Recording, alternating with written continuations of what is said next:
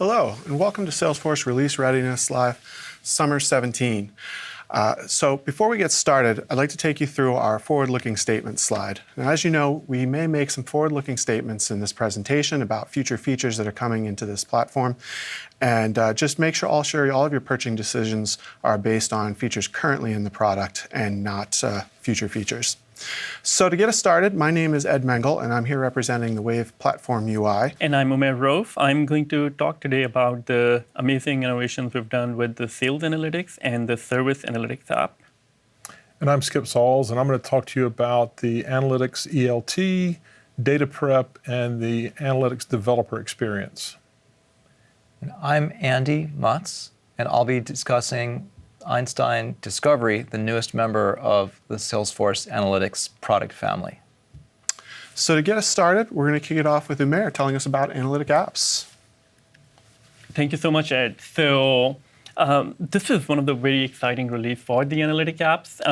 As we went in and we look at the entire foundation of what we were doing in sales analytics and service analytics, and our key goal was how do you make it available for every Sales Cloud user, every Service Cloud user, every field service app users within analytics. So some of the things we did in this particular release was, first of all, we really wanted to make the Salesforce simple. And by making it Salesforce simple, we looked at, first of all, the entire the setup experience and kind of going in and simplifying the entire setup. The second thing we looked at is the entire set of design and the metrics we had on this in the app, and we simplified the metrics to specific user persona and specific audiences, capitalizing on all the amazing innovation which we've been developing on the platform.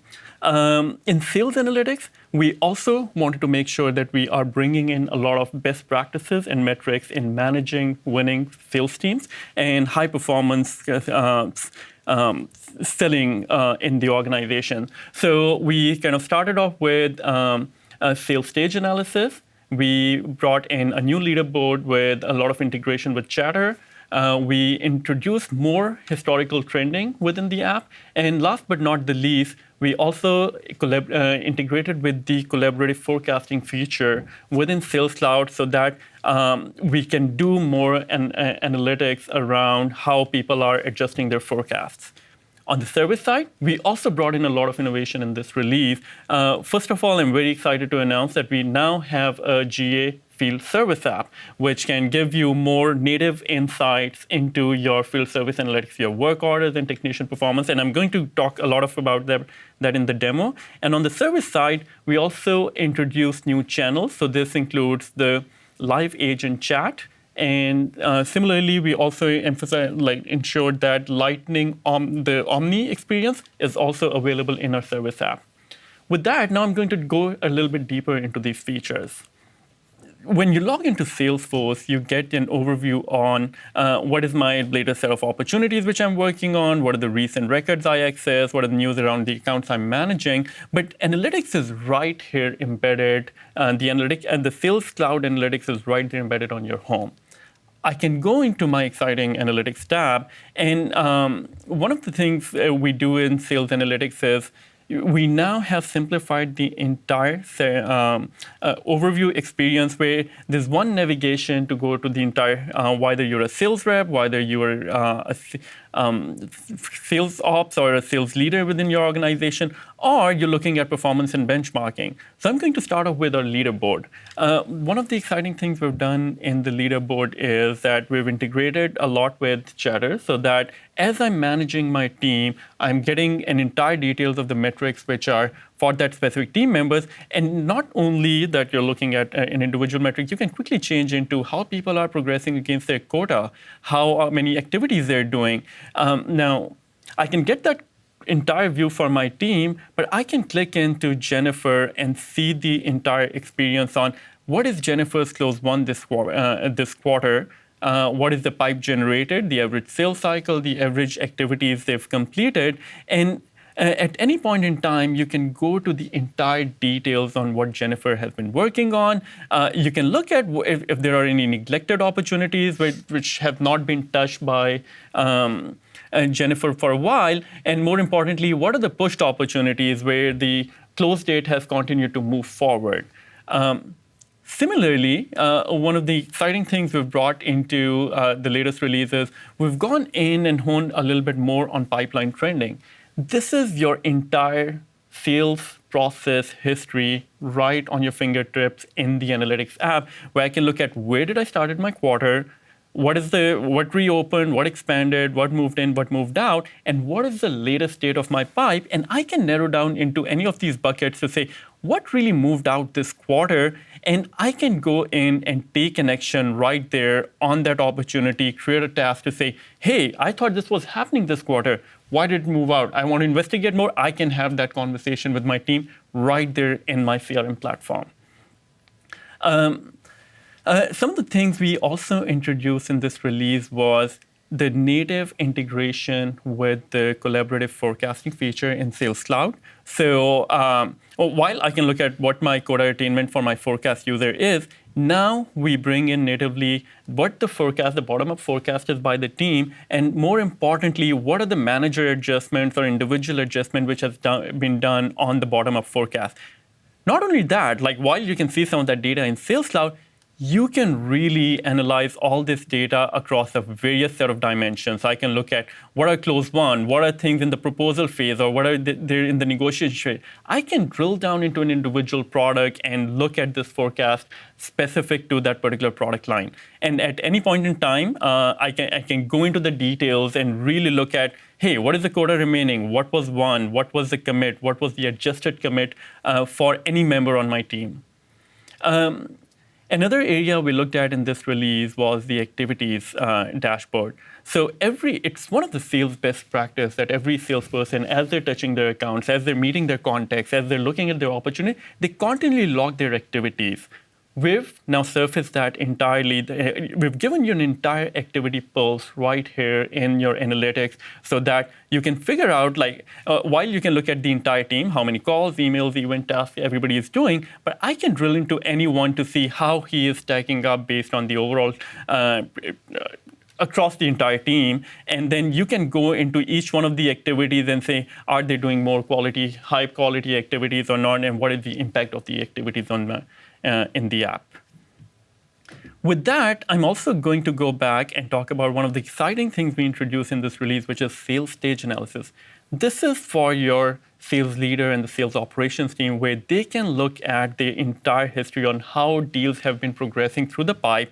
What is the historical average, and where do deals sit today in the pipe? So what is the average versus what are the how open opportunities are trending right now? And I can click on any stage to see where are deals moving from this particular category. So from need analysis, I may notice that, hey, 12 deals moved directly to close one. So either people are not updating these opportunities regularly, or maybe the sales process is not followed as intended. So you can go into the details of your pipe history and really get details on, is the sales process working as designed, and what are the neglected opportunities, what are the stalled opportunities, what are the pushed opportunities at any point in time. You still go and get those top deals and the details right there on your fingertips, rather than going into many, many records in Salesforce or looking at multiple reports in order to get this information.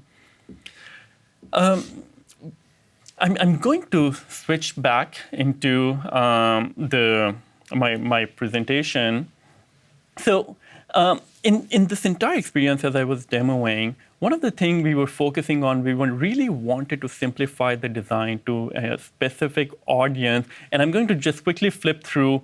We did the Whitespace analysis. I did not go through the entire set of dashboard, but we did better view on Whitespace analysis with some additional slice and dice on your accounts information. I just showed you the leaderboard, we showed you collaborative forecasting, we showed you sales stage analysis, and last but not least, we've also introduced some historical trending lenses in this app, which are now available in every Salesforce org. With that, I'm going to jump directly into the service app as well. So with service app, we were kind of following the same theme. We wanted to get into a quick view on simplifying the entire experience on the design. As you get into the service app, we wanted to make sure that as you look at metrics, you have a complete view on some of these metrics in the app. And a lot of these metrics really stand out in terms of what changed over time, what was the first contact resolution, how is it against the average, what is it right now versus what's the average between the similar period. The second thing we looked at in the service app was we introduced chat and we introduced Omni. So let me flip back onto my laptop and give you a quick demo on what we've been doing in the service app arena. So if you look at my laptop, we've been simplifying some of the design in this service app where you can look at your prioritized open cases. You can look at your backlog. So one of the things we've been doing is we've taken it to a little bit of fine grain. We've tried to put more emphasis on the metric.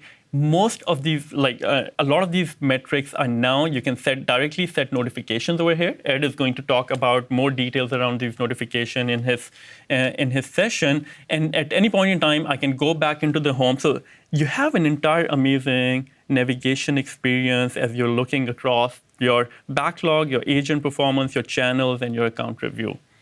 Some of the latest highlights in the app include first, the live chat metrics and the telephony metrics. So I'm going to quickly flip the org and go into my service analytics. So first, I'm going to talk about Omni. One of the things we've done in the Omni dashboard is you can look at incoming call volumes. You can look at average speed of the agent kind of resolving those cases. You can look at average handle time. You can look at average activities.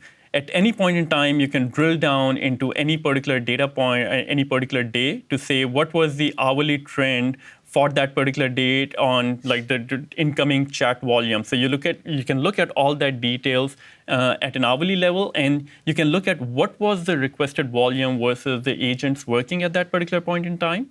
At any point in time, you can go into the details of an individual agent, or you can look at how much time they're taking to handle various cases or calls or chat sessions, and more importantly, what is the average CSAT, which was a resultant of handling those kind of cases.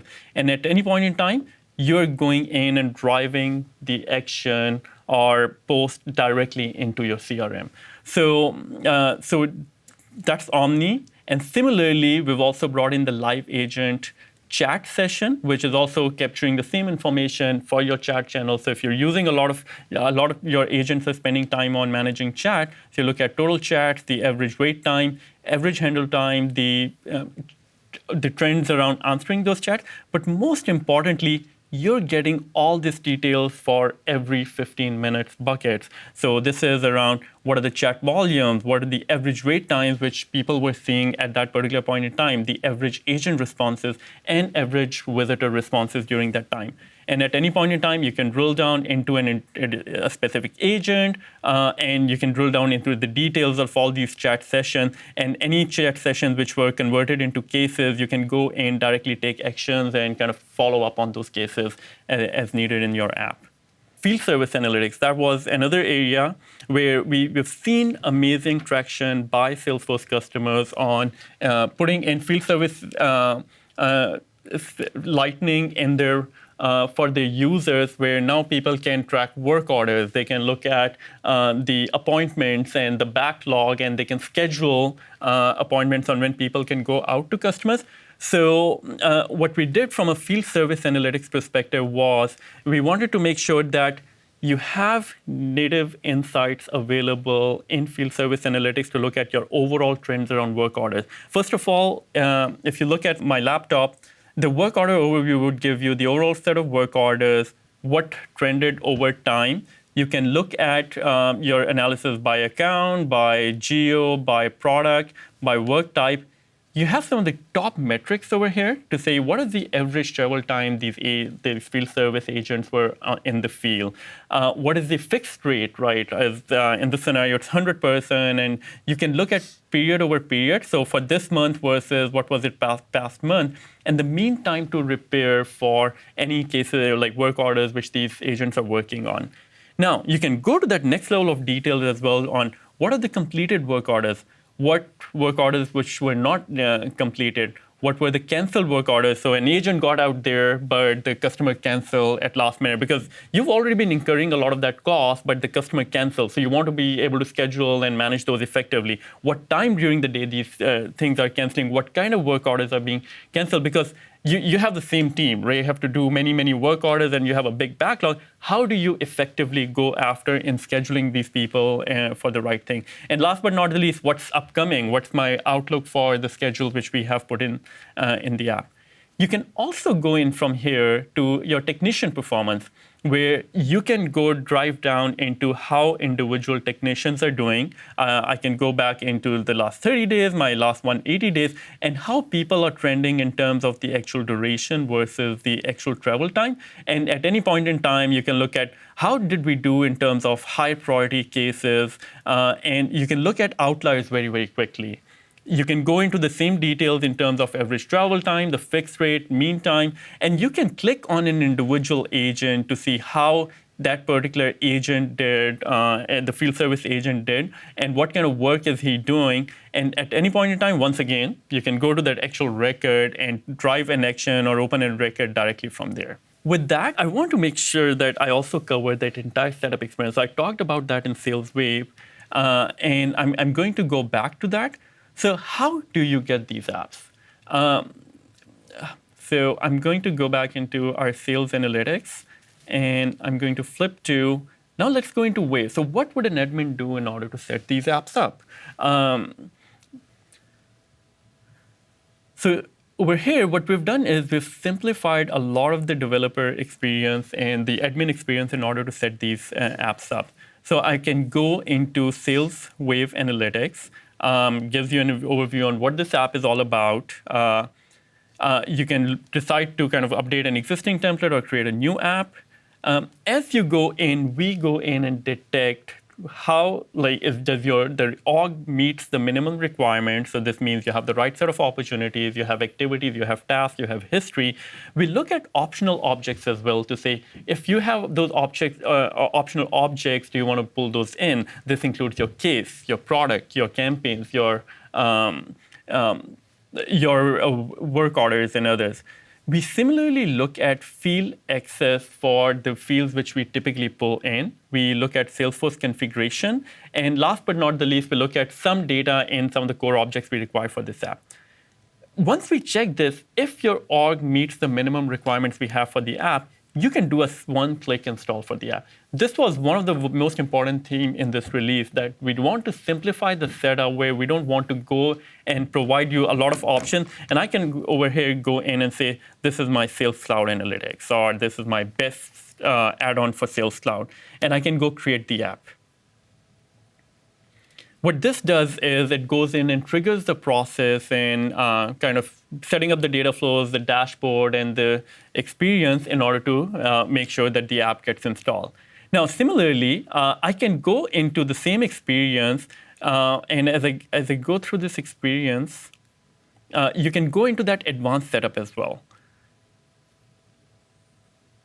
Now, in the custom setup, this is where when we detect what additional objects are there, I can ask which objects I need to add. And you then go through the regular flow, which we've had in the past, which allowed you to customize this app out of the box in order to pull in additional, say, collaborative forecasting, pulling in quota, and a lot of those additional customization we've always provided you in the past with the sales app.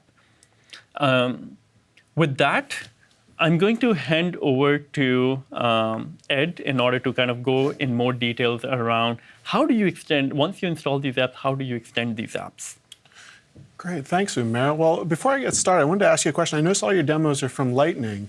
Is Lightning a requirement to use these analytic apps? No, this is a really good question, Ed. So these demos work both in Lightning and Classic. So you can embed these in your sales in your account page or the opportunity page or the tab in your Classic environment as well. Oh, great to hear. So I'm going to talk a little bit about the analytics user experience. And really, if there's a message I want you to get from Summer 17, it's integration and ease of use. And even more so is the ease of use in which we're allowing people to provide that integrated experience. So before I go into that, though, I want to start with charts because I love data visualizations, and anybody who knows me knows I love demoing from my phone. Now, I actually have so much to show you that I've moved over to my iPad Pro here.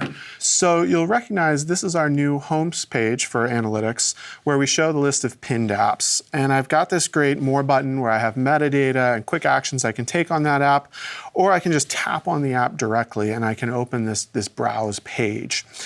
Now, from this browse page, one of the things I can do is there's this red run button here, so I can run the app right from here. Now, this is my chart showcase app that I've built, and it's showing you some of the new things. So we've not just adding charts, but we've given all of our core charts an overhaul in this summer release. So you'll notice that we now support these new features like custom themes. We support reference lines, numbers on the charts themselves, custom text in the center of a donut.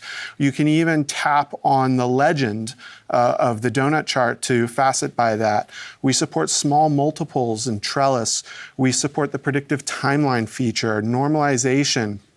Here we have a true line chart where it's by any ordinal data like Monday, Tuesday, and not exactly just a date dimension. We even have microbars and spark lines. Now I can switch over to my other dashboards here using this app switcher here, and I'm just going to go and then say, hey, new to summer 17. So these are what's new. So in June, we're going to be adding the stacked waterfall visualization in the matrix chart. And some of you may have already realized we've already added, in between releases, we've added the polar gauge, the flat gauge, and the funnel. And all of this, of course, is in addition to our existing iOS charts that we have of the combo, the heat map, the waterfall, the choropleth, and this one shows custom color coding as well as the scatter plot. So a lot of exciting charts, but I'm also going to show you this net new feature, and now this is new both on the iOS platform and desktop. And so this is called custom domains. So why would you want to use this? Now, by default, what analytics does is it's always going to zoom into the data to give you the most detailed view of your data that you can get. But sometimes that may not make sense. So what I've done here is I've taken these two charts and linked them together, or I have this one chart on the side that has its own custom domain. And that way I can assure that I'm always comparing apples to apples. So even though these are a different granularity, they could even be measuring a different thing, particularly if they're in dollars or something, I can always compare relative size across things. So that's a great feature, but you also have to consider time and animation. This is one of my favorite things, is that when I animate now, my axis isn't animating with the chart. So I don't have to keep track of scale. I can look at the size of the bar, and by seeing how it changes, right, I can really compare. Now I'm looking at services and laptop. I can see the difference just by tracking that animation. So it really helps take that animation, provide a business value to you in a very easy, intuitive way. So let me proceed onto my desktop here. And what I'm going to do is first show you that we've got the browse. We've got also this home that existed before where I can click on the app. And when I click on the app, same as in iOS, it brings me to this browse page here. And again, on this browse page, I can always run an app straight from here. So I run an app and it goes to that first dashboard, and I have this panel, this switcher on the side. Now, this is the order, right? It's always going to go to that first one by default, and I can just click the Organize button. Now, this all already existed, but what we've added in the summer release is now we have a lenses section. So if I want to take this map, let's say, and add that into my app, I can do that, and now I can switch. So I can switch between dashboards and lenses and even start kicking off the new Explorer right here. So I'm going to go right back into browsing. And one more thing that I'm going to show you now. Let's actually start on this Core Charts app again, is notifications. So Umair brought up notifications. And what we've added, you've always been able to do these notifications, the personal goals, but now we've added them to charts. So what I'm going to do is I'm going to scroll down and go onto this chart here, click this drop down, now there's a set notification here. So now I can specify the criteria. I'm going to specify a threshold of 200, and I'm going to make it run every weekday, and then just hit save and run. Now, as soon as I do that, if I go back to my analytics home, we're going to notice a new notification card pops up here.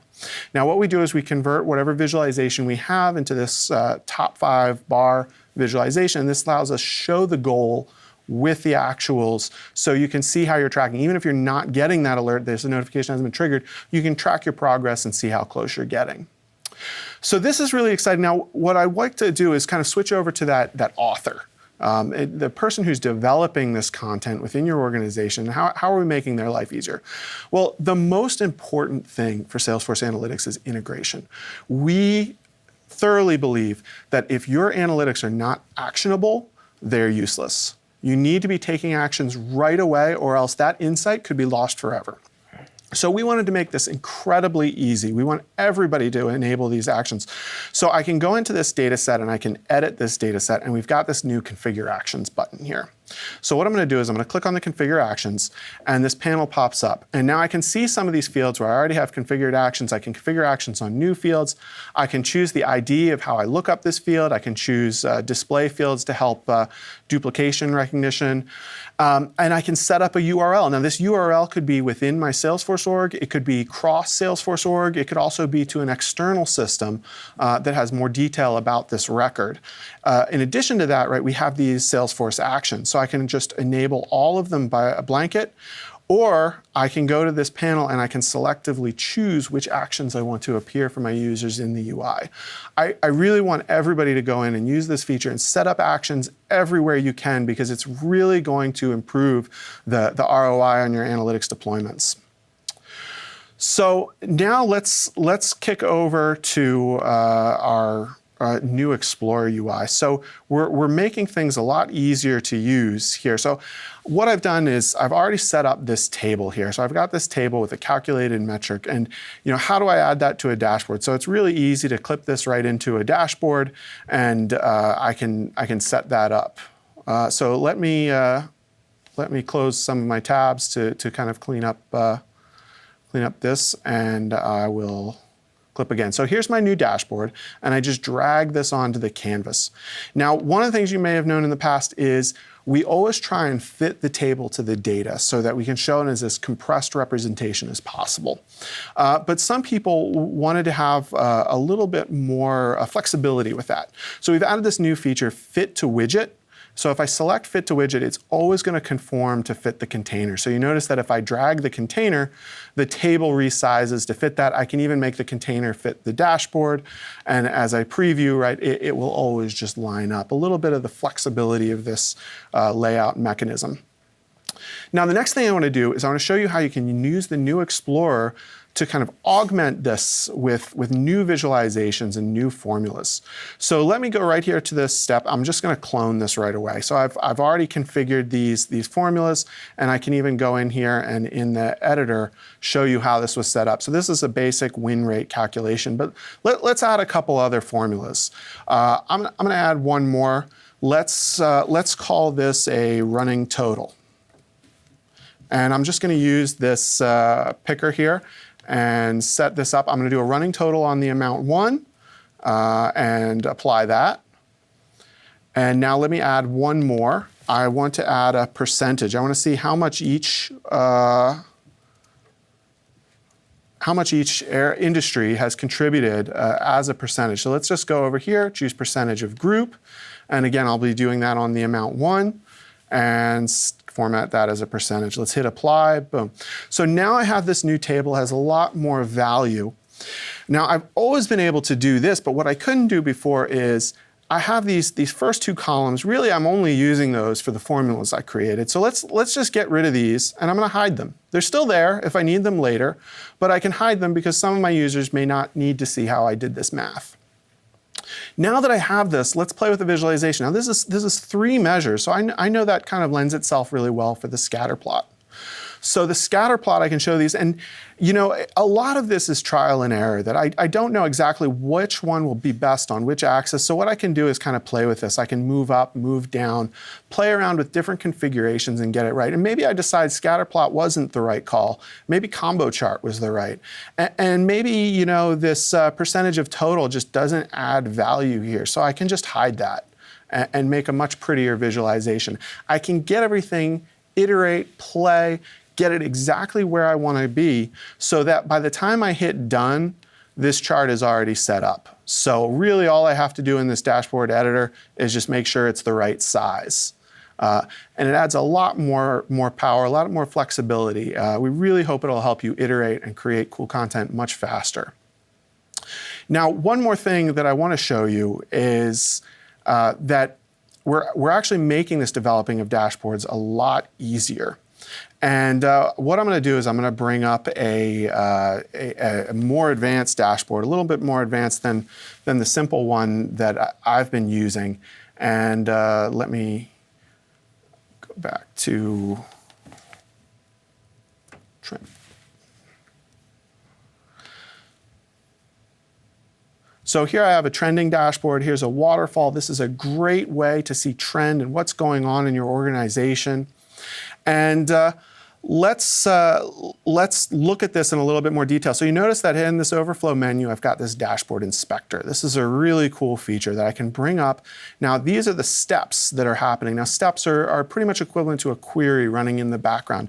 And I can see, hey, what's their average response time? What's the first response time? And I can sort them based on which ones are going the slowest.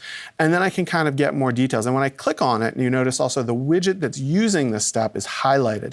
So I know that, hey, this step belongs to this chart here. So, well, what's going on with this?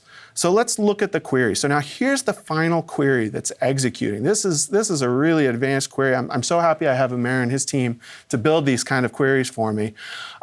But even more so is I've also got the raw query, right, with the bindings, and then this bindings trace here, so I can follow the bindings through and see how they're evaluating. This is really going to save people a lot of time debugging. So we're really excited about announcing this in the summer 17. So that's everything I have on Analytics UI, and now I'd like to kick it over to Skip. Thanks a lot, Ed. So I'm going to talk a bit about what we have new features for ELT, data prep, and what we're now calling the Analytics Developer Experience. So first up, let's look at some of the new features we have for ELT. And this is how we're going to get data from Salesforce and from other data sources into analytics.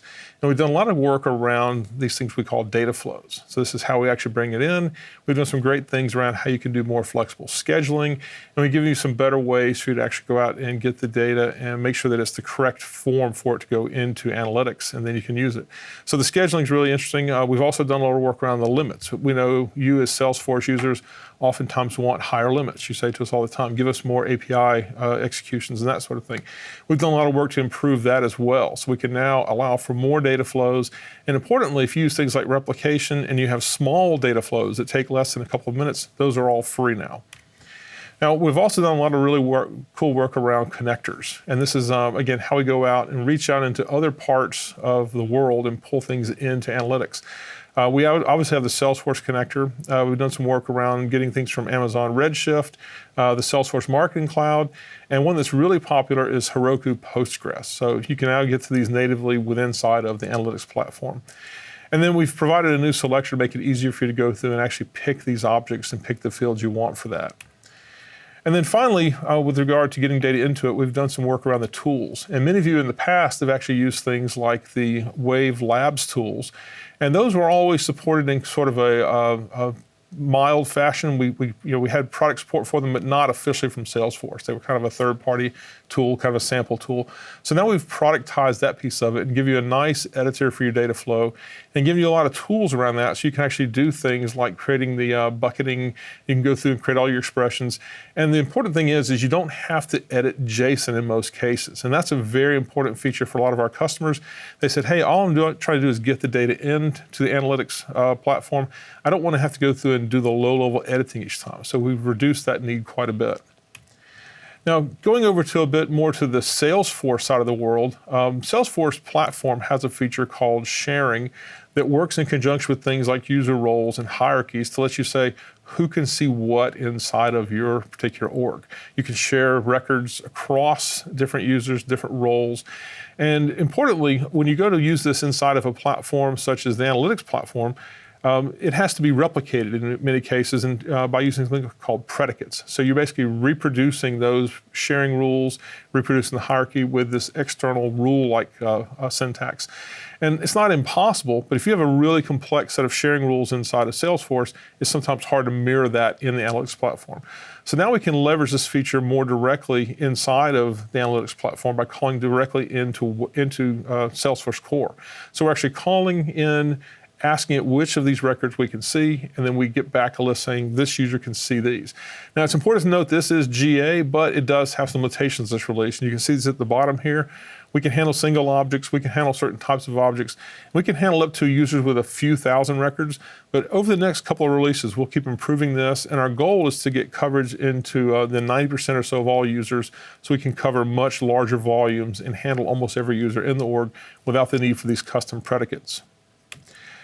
Another feature that you actually saw previewed with Umair's demos is the templates going GA. Now, this is a lower level feature, mostly for partners and for some advanced customers, but the goal is to give you the ability to configure these apps as you saw Umair demo. And you saw the really cool screens that he showed, you saw the custom UI, and you saw that everything there is designed to make it easy for an admin to configure it for a subscriber org, for the destination org. Well, you can do this because you have a platform where you use things like rules and variables and macros to determine what's going to happen there. So again, it's not for everyone. This is really for partners for things like App Exchange and the advanced cases. But when you need to have these customizations, it gets around a lot of the limitations you find with things like managed packages. And we did it as a platform also, so you can use things like Visualforce and Apex to extend it, and you can do a fully customized UI to give you that great experience and automate a lot of things as opposed to just having pure raw answers. Again, we're very excited by this because Umair's teams have been working on this platform for the past couple of years, and you're now getting to see the fruits of all the effort there to actually leverage that in your own custom applications. We've also done some work around the server-side Apex SDK for analytics. And in the past, we've had the ability to make a call out to a REST endpoint to use analytics data inside of Apex. But this causes problems when you have integration with things like Process Builder. And the reason is Process Builder flows are fairly synchronous, and if you do a call out, you've lost that thread, if you will, and you can't use the data inside of the process flow. So it's really good only for kind of outbound actions. Well, now we can actually call it from Apex directly with an API call, and you get back the results, and you can use that to influence the flow. And this is something we're very excited by because it allows us to use Wave directly inside of Process Builder. And as we go forward, we'll look at other possible integrations using things like queries in a more direct fashion. Okay, we have a web SDK that is one of the most exciting pieces for me because it allows us to really do some interesting things with respect to integration with Lightning, Visualforce, and other UIs. And we have a lot of our customers and partners that want to build apps where the analytics dashboards are part of their application. It's not necessarily a place they go to, it's something they interoperate with. So what we've done is use Lightning events to actually allow you to send in information like selections and filters, and then receive back those selections that you'll see here in the demo. And we did this with Lightning, so we can now use this across all the platforms there. So if you're using Lightning, Visualforce, et cetera, you can now interoperate with these very easily. So with that, let's go to the demo. And what I'm doing here is running inside of Lightning, inside of a custom app, running the accounts page. I'm going to click into an account. And we've actually used the Lightning app builder to build this page. So we went in, did the customization with the edit page, just as you would. And when you do this, you can now see things like the dashboards. You can also see the custom components. If you're familiar with the Lightning design system, this component down here is actually my custom component I wrote using the Lightning design system. And it's backed by Apex, and it does queries based upon the fields that you send in. Very simple component, but it shows off some really cool interactions with the analytics dashboard. So up here we have a nice analytics dashboard actually taken from the sales analytics application that Umair's team has worked on. And when we click inside of one of these, like so, you can see that the values in this table have changed here. So in this case, Wave, or the analytics dashboard, is actually firing an event that's being consumed by the Lightning component down below. Now, this is a fairly small example. You can actually take this and do whatever you want to because you're getting back that row information from the analytics dashboard, and you can use this in any way possible. You can use the record IDs, you can use all the field values, and basically build the types of apps you need to interact with it. Now to go the other direction, if we go down below here into the Lightning component and we click on, say, the proposal price quote, we'll see the analytics dashboard reacts to it there, setting a filter like so. And some of these will have data, some of them may not, but you can filter on all the different values here. So this is analogous to going into the analytics tools and setting up filters with a list, but now we're letting Lightning drive it externally. And to make this a little bit more interesting, let's go to the details page. And you're probably familiar with this sort of view. This is actually driven by a layout. This is what we call a record view inside of Lightning. And it's a standard component we use across Salesforce One, Lightning Experience, et cetera. And what I've done is I've put a hidden component that you can't see inside here, what we call a headless Lightning component, that uses the Lightning data service. This is a really, really cool feature. I think they're still probably in a pre-release for the summer release, but it's something you can take and play with. And what it does, it allows you to leverage the same data across your components that we use inside of Lightning Experience, Salesforce One, et cetera, and you have a unified view into it instead of having to have all kinds of custom Apex code. Now, when I click here, double click, and I bring up the editor, I'm gonna set this on apparel and click save, and watch the wave chart here above, and you'll see it adjust here because we set the filter from that. So in this case, we didn't build a custom UI component. We simply built a headless component that listens for these Lightning data service events and in turn fires the event that the analytics dashboard is listening for. So with that, that's the end of my demos. I'm gonna hand this over to Andrew. Awesome. Thank you, Skip. Oops. It's all right. So Skip, while you're transitioning, I noticed you were talking about Process Builder and the Apex SDK. What kind of exciting use cases have you seen with that mashup of Process Builder and Apex SDK? Sure. So a lot of our partners and customers have asked the ability to use the wave results directly inside of their own applications. We're very familiar with the awesome dashboards and views. That's the traditional use of analytics.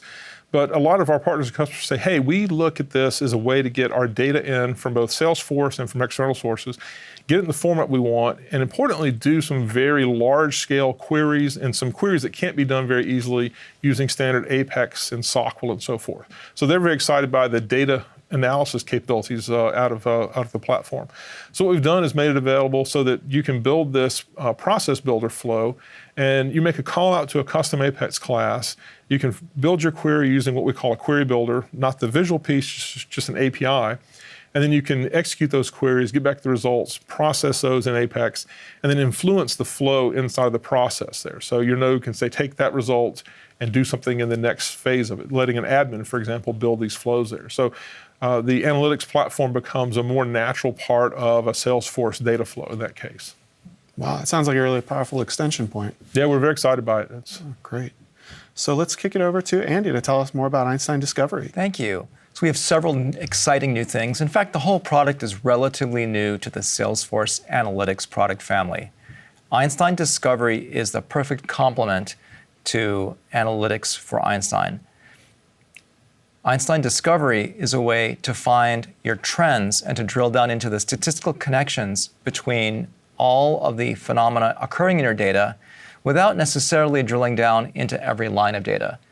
So just as analytics allows you to drive down into every detail, Einstein Analytics allows you to drive into every trend. So what does this enable? Well, let's start with one of the newest elements of the product, which is our fully managed package for showing predictions and recommendations within either service or sales. So in particular, what I'm showing you now is a page that we've built using a standard package. So this is the service console. And in the service console, I'm examining a particular case. Now, in this case, what we've done is built a model, and I'll come back to that process. And that model has revealed that for this particular service case in which a customer lost their product manual and that manual needs replacement, the predicted customer satisfaction, their CSAT, is far lower than the baseline of 76. In fact, it's about 30 points lower than the baseline. So as a customer service representative, what's important to me is to know what's impacting my customer satisfaction and also what can I do to improve it. So in particular, I learned that the leading causes for low customer satisfaction are being driven by the overall product family, the fact that this is a tier 1 support case, and because the escalation is false, meaning this customer support case has not yet been escalated. Most importantly, I learned that there are things that I can do to improve the customer satisfaction. And in this case, in addition to sending the customer the lost product manual, I can also provide an offer voucher to my customer, and in doing so, improve their predicted outcomes significantly, their predicted satisfaction.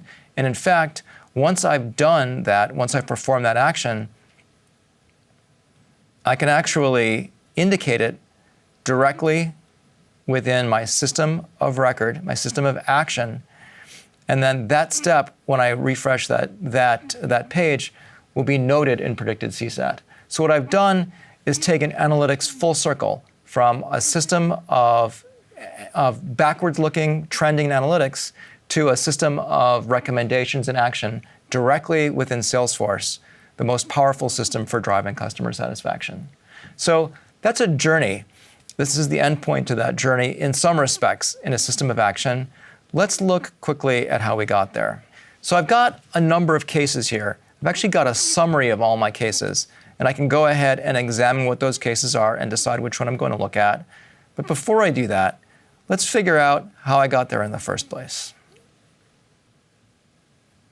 And go to Einstein Discovery. Einstein Discovery is the place I'm going to go to actually create the model that's going to drive that managed package. All right? So every story starts with data. So in our summer release, we've significantly improved our Salesforce data connector. What that means is that I'm directly pulling data out of Salesforce and into Einstein Discovery, essentially using public APIs, using standard APIs.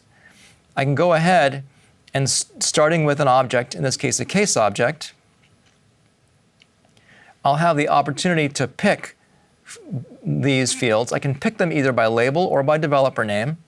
So whether I'm used to seeing things as a developer or I want to see things by the label, the typical use label, those are available to me. And I can pick either the default listed objects or I can add to those objects. Once I do that and select copy, all that data that I've selected will be transferred into Einstein Discovery and they're made available for analysis.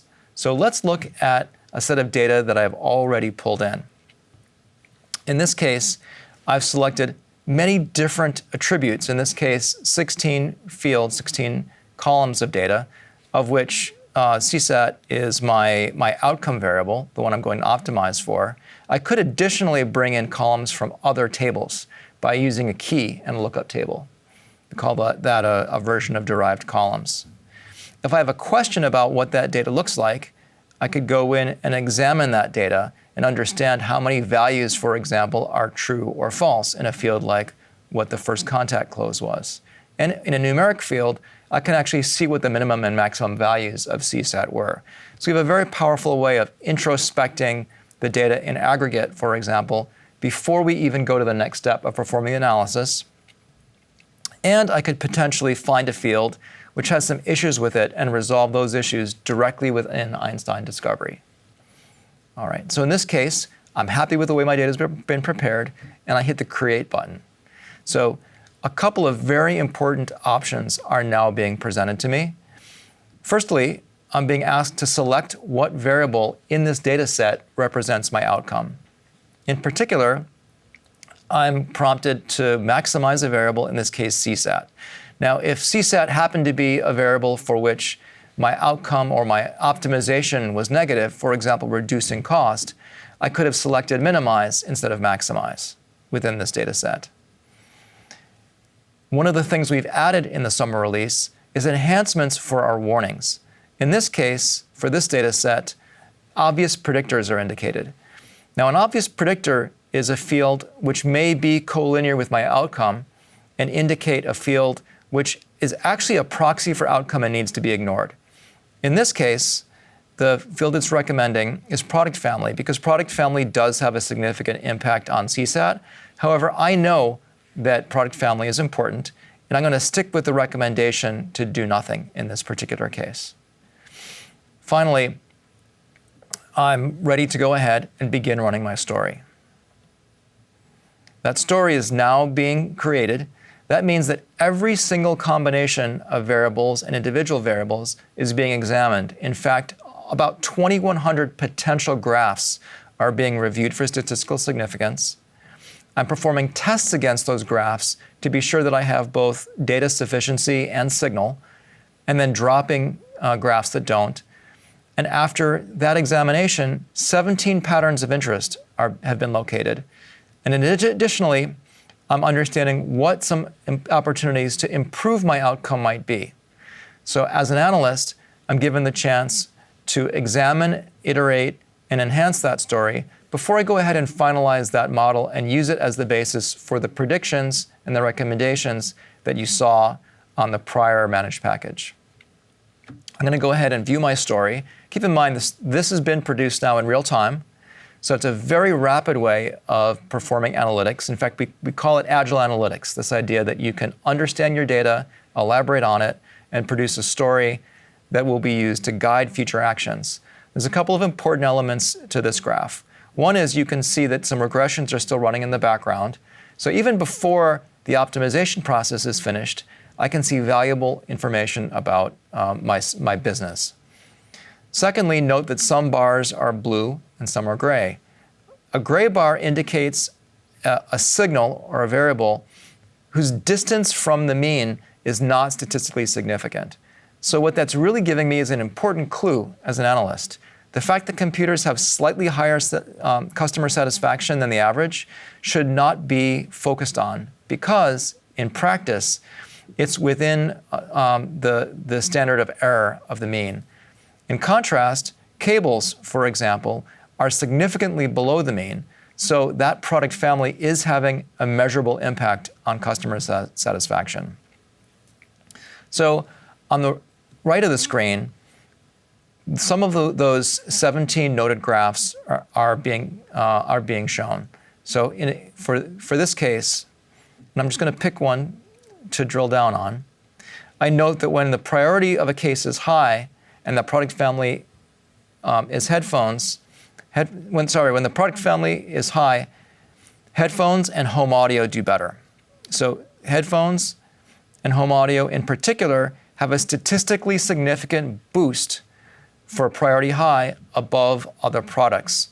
So what this means in particular is that for many other cases, I may not want to consider escalating priority to high because the impact on customer satisfaction, in fact, is not going to be very significant. It's a very important kind of outcome that I might want to apply as a policy across my caseload. If I want to understand more closely what's going on, I can actually suggest looking at priority and understanding the impact of priority on CSAT. Now, it turns out that priority by itself doesn't explain much about CSAT, except in combinations with other parameters. And I already understood that in particular for computers, priority low and medium actually appear to do better in CSAT than priority high. Again, it's very possible to come up with insights using the product that may not be necessarily obvious. So why does this happen? What is the impact on priority? In other words, what's going on here in detail? How do I understand this in a way that allows me to gain further insight? Well, using Einstein Discovery, I can go into a component driver analysis using why it happened and see that although the observed outcome of CSAT is higher for priority high, it's primarily driven by the combination of priority itself plus headphones, as an example. And in fact, it's brought down by family DVD players. So what this is telling me is that priority plus headphones has a positive boost on overall outcome, where product family DVD players in priority actually has a negative boost on overall income. So this kind of insight can be added to the story, and then that'll be available to both for the next person if I've shared this story to view, or to be able to share to my community using either Wave or PowerPoint or Word. So with that, I wanted to switch gears a little bit and talk about a new training tool that we've released. Users who are excited about the way that Einstein Discovery looks can now go to Trailhead and actually learn how to use Einstein Data Discovery, including registering for their own Einstein Discovery org, performing their own analyses, and using that product on a limited basis, meaning a limited data set size, for no cost and at your leisure, including a very detailed walkthrough of the product, what it does, and how it works. In short, Einstein Data Discovery is the perfect tool to look at any object, including custom objects, inside Salesforce, and gain an understanding of the statistical trends, what causes them, and what to do about it. Well, that looks like a really easy way for people to get started in using this product. So that's a wrap for our Summer 17 release readiness. Thanks everybody for joining us, and we'll see you again in winter 18. Thank Thanks. you.